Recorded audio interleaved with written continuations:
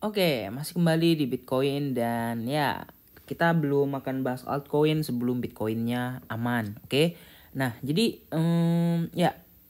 sekarang lagi ada di support ya, support yang aku bilang kemarin yang sebelumnya adalah MA200 dan juga MA200 ya. Jadi EMA dan juga MA gitu.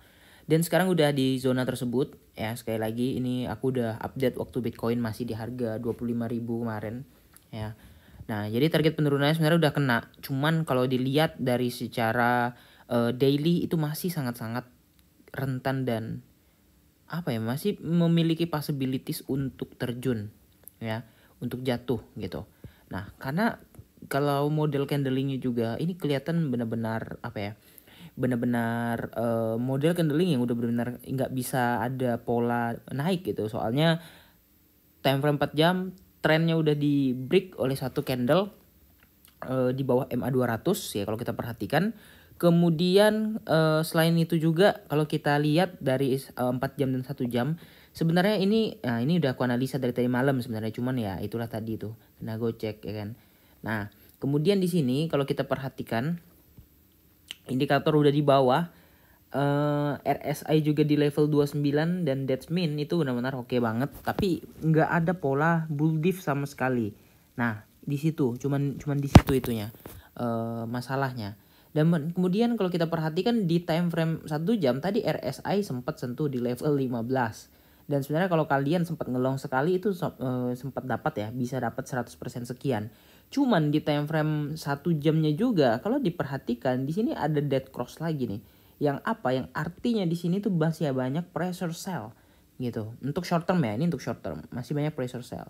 Nah, kita hapus trend lainnya di sini, kita hapus di sini, dan kita hapus resistance yang ada di sini. Kenapa? Karena itu udah jebol. Karena target kita nggak bakal ke atas lagi, target kita ke bawah dulu ya. Bukan berarti bear boy, tapi kita akan mencari zoning dan mencari area yang terbaik untuk entry.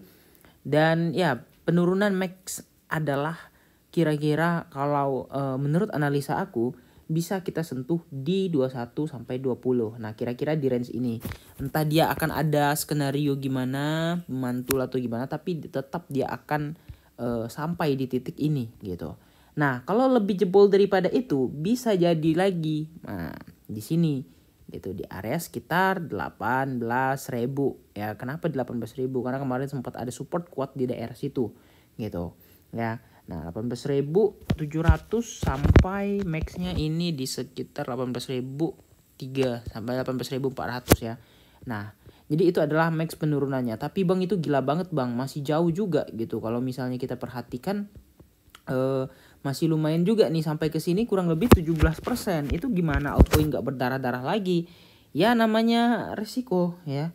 Sekali lagi inilah dia namanya trading, nggak mungkin naik terus gitu. Ada fasenya turun dan kesempatan untuk belanja lagi itu semakin banyak gitu.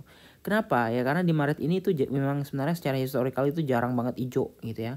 Nah, tapi kemungkinan besarnya kalau bulan ini full merah ya bulan depan mulai kuartal 2 itu mulai recovery gitu. Kemungkinan besarnya ya kita bahas possibilitiesnya aja karena memang di kuartal 1 ya apalagi di bulan Maret penutup kuartal 1 tuh biasanya memang cenderung untuk koreksi. Kenapa? Ya memang udah siklusnya rata-rata tuh kayak gitu.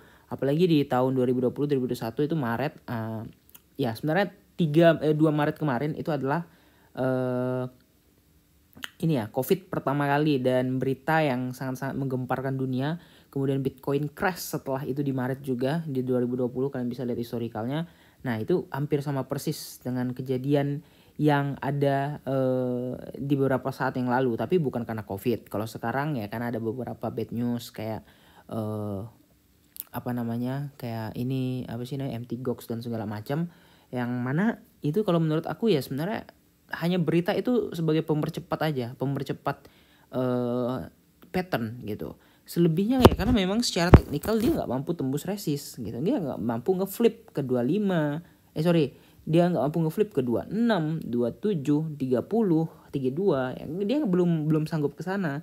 Karena Bitcoin menurut aku too early ya untuk sampai ke 25.000 dalam waktu sebulan lebih dari 16.000 tuh benar-benar gila. Dan dia harus mengalami koreksi yang lebih sehat lagi. Ini masih belum sehat gitu. Kenapa ya? Karena masih di tinggi dan ini masih di pola rising wedge-nya gitu ya. Nah, jadi target penurunan untuk sementara short term kita mungkin mencari area untuk short yang mana bisa aja kita menunggu sekitar area 21 sampai 20 ribuan. Nah itu next target pertama. Kalau misalnya terjebol udah pasti ke 18 ribu. Sekali lagi ya, kalau jebol di 20-an udah pasti ke 18 ribu. Kenapa? Karena di 20 ribu itu sebenarnya nutup gap. Dan kalau misalnya gapnya tertutup ya dan mantul, that's mean itu adalah peluang terakhir kita untuk belanja di 20 ribuan gitu. Oke, nah kira-kira gitu aja. Jangan lupa untuk like dan subscribe. Kita bertemu lagi di video-video selanjutnya. Bye-bye.